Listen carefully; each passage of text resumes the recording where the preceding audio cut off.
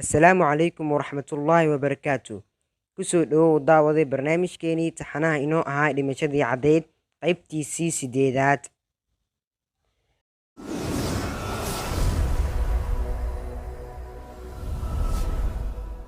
Kadib wuxuu dhahay, ma u malaynaysaa in daawada cadayga ay qaali tahay waddankan Sahara?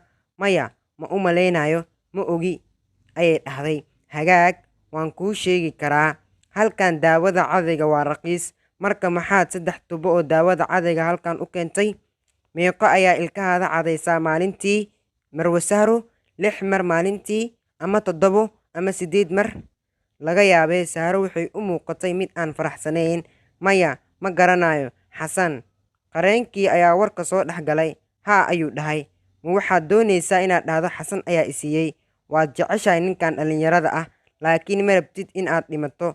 Qofna ma rabo inuu dhinto, ayay dhahday.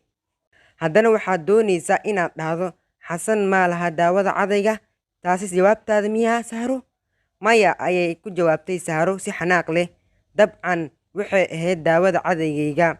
Qareenkii booliiska wuu fadhiistay, wuxuuna dhahay, ma hayo su'aalo badan aan weydiiyo. Cutubka 4. Abbaara 7 saac, xaakimkii wuxuu maxkamadda ka maqnaa 1 saac. Ana waxay Sahro la hadashay 10 daqiiqo. Marka hore Sahro way oynaysay. Ma jecli qareenka booliiska, ayay dhahday. Su'aalihiisa aad ayay u adag yihiin, mana ka jawaabi kari. Taasi dhib ma lahan, Ana ayaa dhahday. Qareenkaada Mudane Jane aad ayuu u wanaagsan yahay. Stephen halkan ayuu joogaa. Dhammaan waxaan doonaynaa inaan ku caawino. Sahro way xanaaqday. Ha igala hadlin wax ku saabsan Stephen, ayay dhahday. Ma jecli asiga, mana rabo inaan ku arko halkan. Laakiin Sahra wuxuu ahaa saaxiibkaada 2 sano, ayay hooyadeed ku dhahday. Waxaynu doonaynaa inaan ku caawino. Sahro waxay bilowday inay oyso mar labaad. Laga yaabee ma rabo inuu i caawiyo, ma ogi.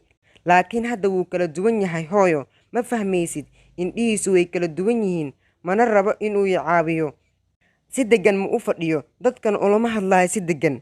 Hooyo, xilliga oo dhan wuu dhaqdhaqaaqayaa. Wuxuu iigu imaaday hoteelka 8dii ka hor inta aynun imaanin waddankan. Ma jecli hooyo. Muxuu halkan u joogaa? Ma i jecla, anigana ma jecli. Mana doonayo inaan halkan ku arko. Ana gabadheedu waxay u dhageysanaysay si deggan. Kadib waxay doonaysay in ay aragto Mudane Jang iyo sargaal dambi baar Casiis. Stephen wuxuu raacay Ana. Yaa sameeyey taleefankan? Yaana wacay booliiska airboorka jooga? Ayay weydiisay. Waxaynu doonaynaa inaynu ogaano. Haa, Mudane Jang ayaa dhahay. Taasi waa muhiim. Booliiska ma noo sheegi karaa? Laga yaabee sargaal dambi baar Casiis ayaa dhahay. Laakiin aad ayay u adag tahay. Ma aysan ahayn taleefoon xilli dheer lagu hadlay. Ninkana ma sheegin magaciisa. Laga yaabee wuxuu ahaa nin booliis ah, ayaa sargaal dambi baar Casiis dhahay. Wuxuuna ogaa wax ku saabsan herowiinta. Laga yaabee Mudane Jang ayaa ugu jawaabay. Laga yaabee wuxuu herowiinta dhigay boorsooyinkooda, wuxuuna doonayay inay booliiska arkaan. Laga yaabee qof ayaa jeclayn gabadhaada, ayaa Mudane Jang dhahay. Marwa Ana.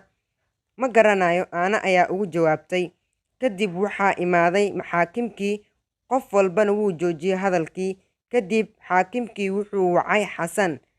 Wuxuu soo istaagay Xasan maxkamadda horteeda. Waa wiil taajir ah. Ana ayaa ku fikirtay, shaatiga iyo kabaha uu wato waa qaali. Qof walbana ma gadan karo. Xalqadeennii maanta intaas ayay ku eg tahay. Inta aynu xalqad midaan la mid ah ku kulmi doono waxaynu inkaga tegaynaa sidaa iyo wassalaamu calaykum waraxmatullaahi wabarakaatu.